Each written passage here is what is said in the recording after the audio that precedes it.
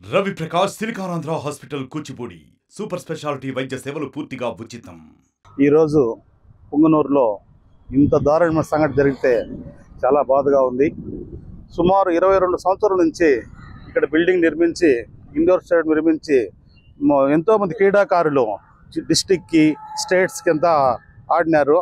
ఇటువంటి ఒక కుల మతాలకు అతీతంగా ఉండే కోర్టుని మొన్న శనివారం నైట్ సుమారు 1 గంటకు పైన ఆ ప్రాంతంలో డెమాలిష్ చేసి వెళ్ళిపోయినారు. ఇది ఏదో ఒక వ్యక్తికి సంబంధించింది కాదు, ఒక సమాజానికి సంబంధించింది. సమాజాన్ని ఈ విధంగా చేయడం చాలా దురదృష్టకరం.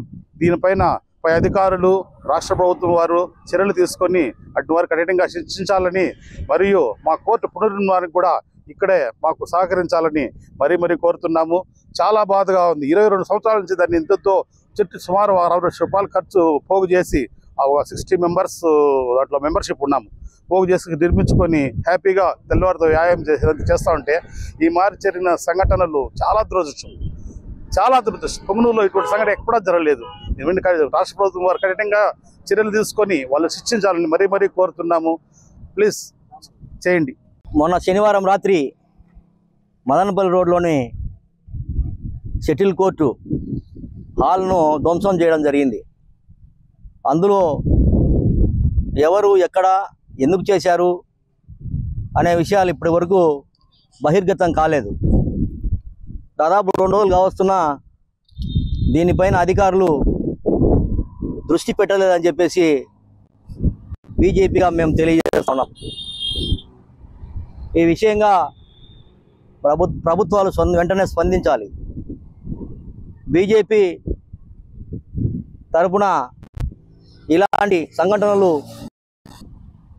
జరిగినప్పుడు మేమైతే ఇలాంటి సంఘటనలకు వ్యతిరేకం, వెంటనే ఖండిస్తాం.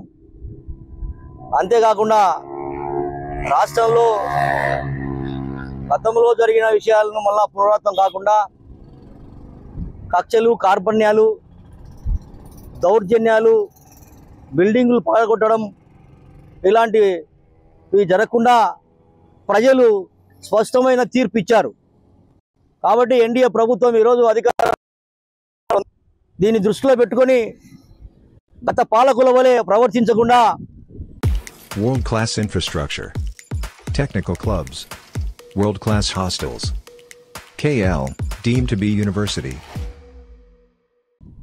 మన ఎన్డీఏ ప్రభుత్వంగా ఈ రాష్ట్రంలో శాంతి సామరస్యాలు, ప్రజల జీవన పరిణామాలు మెరుగుపడే విధంగా పరిపాలన చేయాలి. కాబట్టి మనము ఎన్డీగా ఈరోజు ఈ విషయంగా వెంటనే రాష్ట్ర ప్రభుత్వం స్పందించాలి. ఎవరైతే ఈ డెమాలిష్ పడగొట్టారో, ధ్వంసం చేశారో వాళ్ళను ప్రత్యేకంగా నిఘా పెట్టి అధికారులు, పోలీసులు కానీ, కలెక్టర్ కానీ, సంబంధిత అధికారులు కానీ నిఘా పెట్టి ఎవరైతే ఈ దౌర్జన్యానికి పాల్పడారో వాళ్ళపైన చట్టపరమైన చర్యలు తీసుకుంటూ తిరిగి ఇలాంటి కార్యక్రమాలు పునరావృతం కాకుండా ప్రభుత్వం చర్యలు తీసుకోవాలని చెప్పేసి భారతీయ జనతా పార్టీ, అదేవిధంగా ఎస్సీ మోర్చా జిల్లా అధ్యక్షుడిగా నేను తెలియజేస్తా ఉన్నా. ఇలాంటి విషయాలు జరిగితే తిరిగి గత ప్రభుత్వానికి మనకు తేడా ఏమీ ఉండదు. కాబట్టి ఈ విషయాన్ని దృష్టిలో పెట్టుకొని చంద్రబాబు నాయుడు గారు ప్రత్యేక శ్రద్ధ తీసుకొని దీనిపైన ఎవరైతే ఈ చర్యలు పాల్పడారో చర్యలు తీసుకున్నారో వాళ్ళను వెంటనే అరెస్టు చేసి దీనికి సంబంధించినటువంటి కొంత ఆర్థిక సహాయం కూడా చేయాల్సిన అవసరం ఉంది. ఎందుకంటే షటిల్ కోర్ట్ అనేది ఆరోగ్యానికి సంబంధించిన విషయం. మనం ఈరోజు క్రీడలను ప్రోత్సహిస్తూ ఉన్నాం. కాబట్టి ఈ షటిల్ ఆడడం వల్ల ఆరోగ్యం మెరుగుపడే అవకాశం దాదాపు పూర్తిగా ఉంది.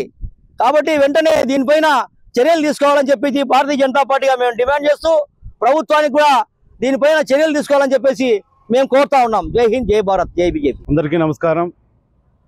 పుంగనూరు ఈ దారుణాన్ని చూస్తున్నారు. పుంగనూరులో ఈరోజు మంచి క్రీడాకారులకి ఎఫ్ఎస్ఏ షటిల్ కోర్టు 20 సంవత్సరాలుగా మేము కట్టుకొని ఇక్కడ అన్ని ఫ్యామిలీలు, అన్ని కుటుంబాలు అన్ని పార్టీలకు సమానంగా మేము ఇక్కడ ఈ కోర్టుని ఎఫ్ఎస్ఏ ఒక కమిటీగా నడుపుకుంటున్నాము. మరి ఏమైందేమో తెలీదు, హఠాత్తుగా మొన్న నైటు, ఆదివారం నైటు ఎవరో గుర్తు తెలియని వ్యక్తులు, శనివారం నైటు గుర్తు తెలియని వ్యక్తులు